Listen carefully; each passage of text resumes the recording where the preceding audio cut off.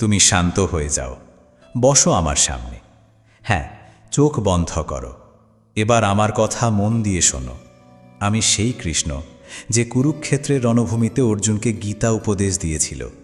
আমি সেই কৃষ্ণ যে মোহ ভেঙে দেয়, আত্মাকে জাগিয়ে তোলে। তোমার জীবন আজ যে পথে যাচ্ছে, তুমি কি সত্যিই বিশ্বাস করো তুমি ঠিক করছো? প্রতিদিন সকালবেলা উঠে দৌড়াও, উপার্জন করো, কিন্তু কার জন্য? তার জন্য যা একদিন ছেড়ে চলে যাবে। তুমি ভুলে গেছো এই সংসার এক মহামায়া। এই ঘর, এই টাকা, এই সম্পর্ক সবই এক ভ্রম, এক ক্ষণস্থায়ী ছায়া। বলো তো, কখনো নিজের মনকে জিজ্ঞাসা করেছ আমি কে? করনি, কারণ তুমি ভাবো তুমি এই শরীর। অথচ এই শরীর তো এক পোশাক মাত্র, যা সময়ের সঙ্গে খুলে যাবে। আর যখন খুলে যাবে, তখন কি থাকবে তোমার হাতে? শুধু শূন্যতা, না হয়তো এক গভীর অনুশোচনা। আমি এসেছি তোমাকে বোঝাতে, কারণ এখনও সময় আছে। আমি এসেছি তোমাকে সতর্ক করতে, কারণ আমি জানি যদি এখন থামো না, নিজেকে না সামলো, তাহলে শেষ প্রান্তে কেবল অন্ধকারই অপেক্ষা করছে। তুমি সম্পদের পিছনে ছুটছ, কিন্তু এই সম্পদ একদিন তোমাকেই গ্রাস করবে। তুমি সম্পর্কে গর্ব করছো, অথচ এই সম্পর্কগুলোই পরীক্ষার সময় তোমাকেই একলা ফেলে দেবে। এটাই তো হয়েছিল অর্জুনের সঙ্গেও।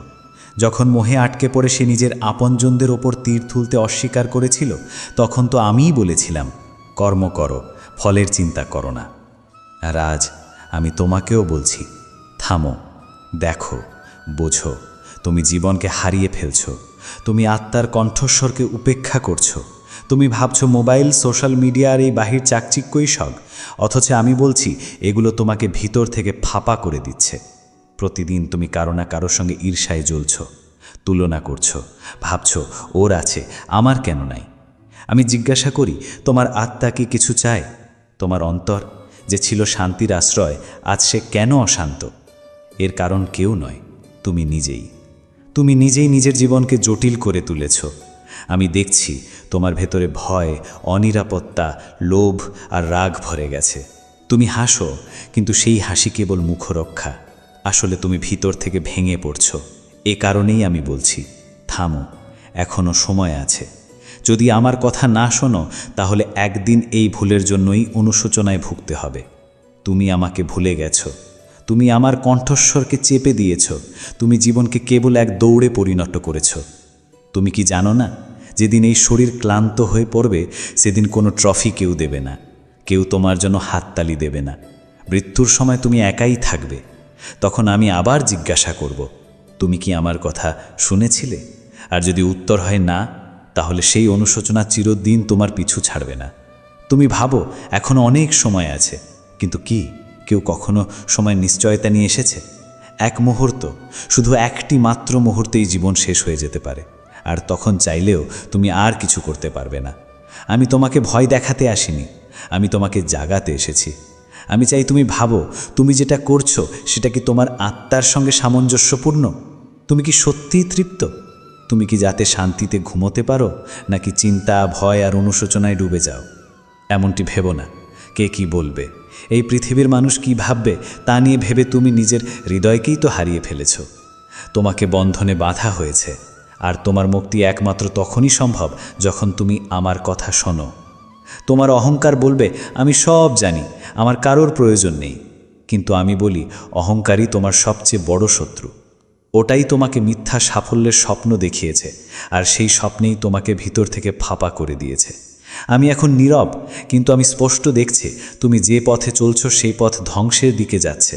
আর যদি এখনই না থামো, তাহলে খুব তাড়াতাড়ি সেই দিন আসবে যখন আমার এই কথাগুলো মনে পড়বে, কিন্তু তখন অনেক দেরি হয়ে যাবে। আমি তোমাকে সতর্ক করে দিচ্ছি, যদি আজও আমার কথা না মানো, তাহলে পরে শুধুই অনুশোচনা থাকবে। যদি এখনও আমার কথা শুনতে পাও, তাহলে জেনে রাখো এটি আমার দ্বিতীয় সংকেত। প্রথমবার আমি ভালোবেসে থামতে বলেছিলাম, এবার আমি গম্ভীরভাবে সাবধান করছি, কারণ আমি দেখছি তুমি আমার কথা শুনেছ, কিন্তু হৃদয় ধারণ করনি।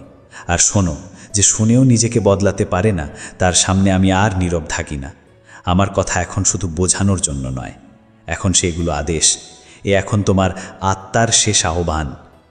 আমি দেখছি তুমি নিজের তৈরি জগতে হারিয়ে গেছো, চারিদিকে এক অদৃশ্য প্রাচীর তুলে ফেলেছ, যার প্রতিটি ইট হয়তো অহংকার, না হয়তো ভয়। তুমি বলো, আমি ঠিক আছি, আমার জীবন চলছে।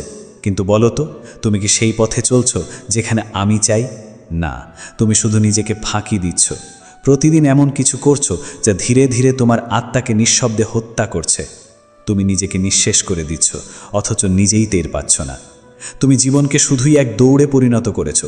ঘুম থেকে ওঠো, কাজের জন্য বের হও, খাও, ফোন চালাও, ফিরে এসে আবার ঘুমিয়ে পড়ো। এই কি জীবনের আসল রূপ? এই দৌড়ের শেষেই কি শান্তি আছে? না, শান্তি তখনই আসবে যখন তুমি আত্মার দিকে ফিরে তাকাবে। তুমি নিজেকে এত জড়িয়ে ফেলেছ যে নিজের সত্য থেকে আজ তুমি নিজেই ভয় পাচ্ছ। তুমি জানো, ভেতর থেকে জানো যে তুমি ভুল করছো, তবুও করেই যাচ্ছ। কেন? কারণ তুমি সত্য থেকে মুখ ফিরিয়ে নিয়েছ। তুমি এখন শুধু সেই কথাই শুনতে চাও যা তোমার মনকে ভালো লাগায়। কিন্তু আমি কৃষ্ণ, আমি মনকে সুখ না দিয়ে আত্মাকে জাগিয়ে তুলি। এখন আমি তোমাকে প্রশ্ন করি, তুমি কার জন্য বেঁচে আছো? কার জন্য এই ত্যাগ, এই পরিশ্রম?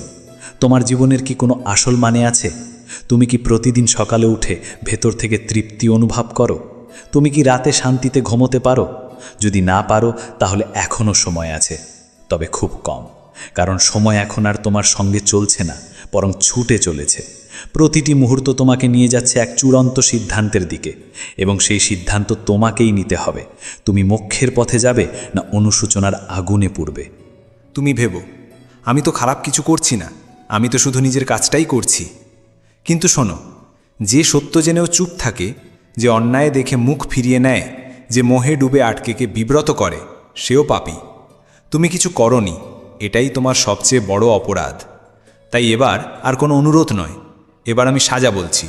এখনই বদলে যাও, না হলে নিজের ধ্বংসের জন্য প্রস্তুত হও। আমি তোমার ভেতরের সেই আগুন জাগিয়ে তুলছি যা তোমাকে শক্তি দিতে পারে। কিন্তু যদি আজও তুমি সেই আগুন নিভিয়ে দাও, তবে কেউ তোমাকে আর বাঁচাতে পারবে না। আমি এখনও দেখছি তোমার ভেতরে সেই ক্ষমতা আছে, সেই আলো আছে, কিন্তু সেই প্রদীপটা নিভে যেতে বসেছে। তুমি যা কিছু করছো, যদি তা তোমাকে ভেতর থেকে শান্তি না দেয়, তবে বুঝে নাও সেটা তোমার পথ নয়। তুমি যে দৌড়ে নেমেছ, সেটা অন্য কারো তৈরি করা। তুমি যে সাফল্যকে ধরতে চাইছো, সেটা এক ছল মাত্র। আর শোনো, বিভ্রমে জীবন কাটানেও এক পাপ, কারণ এতে তুমি শুধু নিজেকে নয়, তোমার চারপাশে সবাইকেও অন্ধকারে টেনে নিচ্ছ। আমি বারবার তোমাকে থামিয়ে দিই, কারণ আমি জানি শেষটা কেমন হবে। আর সেই শেষটা সুখের হবে না। তুমি দেখবে তোমার কাছে সব কিছু থাকবে, তবুও ভেতরে থাকবে এক শূন্যতা, এক নিঃশব্দ অন্ধকার, যা ধীরে ধীরে তোমাকে গিলে ফেলবে। তখন তুমি সব কিছু ফেলে আমার দিকে ছুটে আসবে। তখন তুমি বলবে, হে কৃষ্ণ, আমাকে রক্ষা করো। কিন্তু তখন আমি নিশ্চুপ থাকব, কারণ তখন আর কোনো সতর্কবার্তার সময় থাকবে না। সময়ের সতর্কতা চিরকাল থাকে না, এটা এই মুহূর্তে আছে বলেই তুমি তা শুনতে পাও। তুমি জিজ্ঞাসা করো, আমি কি করব হে প্রভু, কি করব? তাহলে শোনো, সত্য কথা বলো, অন্যের কল্যাণে কাজ করো, প্রতিদিন নিজের অন্তরকে দেখো, নিজের কর্মকে পূজার মতো মনে করো, আর সবচেয়ে বড় কথা, আমার কথা মানো। আমি তোমার শত্রু নই, আমি তোমার আয়না। আমি তোমাকে সেই সত্য দেখাচ্ছি যা তুমি নিজেই নিজের থেকে লুকিয়ে রেখেছ। এখন দেখো, এখন শোনো, এখন বুঝে নাও। আজ যদি তুমি নিজের পথ না পাও, তাহলে আগামীকাল তোমার সামনে কোনো পথই থাকবে না হাঁটার মতো। আমি আজ তোমাকে সেই সত্যের সঙ্গে পরিচয় করাতে এসেছি যার চেয়ে বড় কোনো রহস্য নেই। এই সত্যকে জানলে তোমার জীবন রূপান্তরিত হতে পারে, আর না জানলে তোমাকে বারবার জন্ম নিতে হবে। এই সত্যের নাম মৃত্যু। হ্যাঁ, মৃত্যু, যাকে তুমি ভয় পাও, যার নাম উচ্চারণ করতেও কুণ্ঠিত হও, সেই মৃত্যু প্রতিদিন তোমার সঙ্গে সঙ্গে চলছে। তুমি ভাবো সময় আছে, অনেক কিছু করতে হবে এখনও, কিন্তু বাস্তবতা হলো মৃত্যু যে কোনো সময় চলে আসতে পারে। আর যখন সে আসবে, তখন কেউ তোমার পাশে থাকবে না, না মা, না বাবা, না বন্ধু, না ভালোবাসা, না টাকা, না সামাজিক অবস্থান। তখন সেখানে থাকবে শুধু তুমি আর তোমার কর্ম। যা তুমি করেছো, শুধু সেটাই তোমার সঙ্গে যাবে। যা তুমি এড়িয়ে গিয়েছো, সেটাই ফিরে ফিরে আসবে। যা তুমি মনে চেপে রেখেছো, সেই সব স্মৃতি মৃত্যুর মুহূর্তে চোখের সামনে ভেসে উঠবে। তুমি দৌড়েছো অর্থের পিছনে, নামের পিছনে, স্থানের পিছনে, কিন্তু আত্মার পিছনে কখনো ছোটনি। তুমি চেষ্টা করেছো সব কিছু জানার, দুনিয়াকে, মানুষকে, বাজারকে, কিন্তু কখনো নিজেকে জানার চেষ্টা করনি। কখনো কি থেমে নিজেকে প্রশ্ন করেছো, আমি কে? আমি কি কেবল শরীর? আমার কাজ কি কেবল উপার্জন করা, খাওয়া আর মারা যাওয়া, নাকি এর চেয়েও কিছু বেশি? প্রত্যেক আত্মার লক্ষ্য হলো মুক্তি, কিন্তু মুক্তির পথ সহজ নয়। মুক্তি তখনই সম্ভব যখন তুমি নিজেকে চিনে ফেলো, যখন তুমি সব কিছুকে যেমন আছে তেমনভাবে গ্রহণ করে নাও, যখন তুমি অহংকার, রাগ, হিংসা, মোহ এ সব কিছুর ঊর্ধ্বে উঠতে পারো। তখন আত্মা হালকা হয়ে যায় এবং সেই হালকাত্বই আত্মাকে জন্মের বন্ধন থেকে মুক্তি দেয়। মৃত্যু কোনো শাস্তি নয়, সে একটি আয়না যেটি দেখায় তুমি কি ছিলে, তুমি কি বেছে নিয়েছিলে, তুমি কতটা সত্যিই বেঁচেছ আর কতটা পালিয়েছ। আমি কৃষ্ণ এখন তোমার অন্তরে কথা বলছি। তোমার প্রতিটি চিন্তার মাঝে আমি নীরব আছি। তুমি যখন থামো আমি তখন কথা বলি। তুমি যখন নিজের ভেতরে তাকাও আমি তখন প্রকাশ পাই, কিন্তু যখন তুমি বাইরের জগতে ছুটো তখন আমার কণ্ঠস্বর হারিয়ে যায়। আমি সব সময় থাকব না, আমি শুধুমাত্র ততক্ষণ থাকি যতক্ষণ তোমার অন্তরে এক কণাও বিশ্বাস বেঁচে থাকে।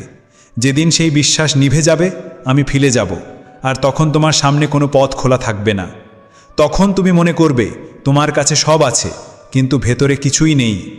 এটাই হলো প্রকৃত শূন্যতা, আর এই শূন্যতাই সবচেয়ে ভয়ানক। তুমি ভাবো ভবিষ্যতের চিন্তাই সবচেয়ে বড় ভয়, কিন্তু না, সবচেয়ে বড় ভয় হলো নিজেকেই মুখোমুখি করা। যখন তুমি একা থাকো তখন তোমার আত্মা তোমাকে প্রশ্ন করে, তুই কি কখনো আমাকে শুনেছিস? তুই কি কখনো আমাকে বুঝেছিস? যদি সেই প্রশ্নের উত্তর না থাকে তাহলে সেই চক্র, সেই জন্ম, সেই সম্পর্ক, সেই বিভ্রান্তি আবার ফিরে আসবে। এখন সিদ্ধান্ত তোমার। তুমি কি এই জীবন শুধু নিঃশ্বাস নেওয়ার জন্যই কাটাবে, নাকি তুমি এই জীবনকে এক অর্থ দেবে? মুক্তি কোনো বাহ্যিক জ্ঞান নয়, সে তোমার ভেতরে। সে তখনই প্রকাশ পায় যখন তুমি নিজেকে যেমন আছো তেমনভাবে মেনে নাও, যেখানে কোনো ভান নেই, কোনো ভয় নেই, কোনো তুলনা নেই। সেই জ্ঞানই মোক্ষ। সেখানে কোনো পূজার প্রয়োজন নেই, কোনো উপবাসের দাবি নেই, সেখানে শুধু সত্য থাকে। সত্য যে তুমি কেবল শরীর নও, তুমি সেই নও যা পৃথিবী তোমাকে বলেছে। তুমি সেই যা নীরবতার মাঝে দেখা যায়। তুমি এক শক্তি, এক আলো, আর আমি সেই আলোরই প্রতিবিম্ব। এখন নিজেকে জিজ্ঞাসা করো, আমি কি এই জীবনকে সত্যিকারের মানে দিচ্ছি, না শুধু সময় পার করছি? আমার কর্ম কি আমাকে উপরে তুলছে, না আমাকে আরও বেঁধে ফেলছে? যদি সেই প্রশ্নের উত্তর না থাকে তাহলে আজ থেকেই নিজেকে পাল্টাও, এই মুহূর্ত থেকেই। কারণ প্রত্যেকটি নিঃশ্বাস তোমাকে ডাকছে নিজের দিকে, মুক্তির দিকে। এখনই উঠে দাঁড়াও আর জীবনকে দাও এক সত্য অর্থ।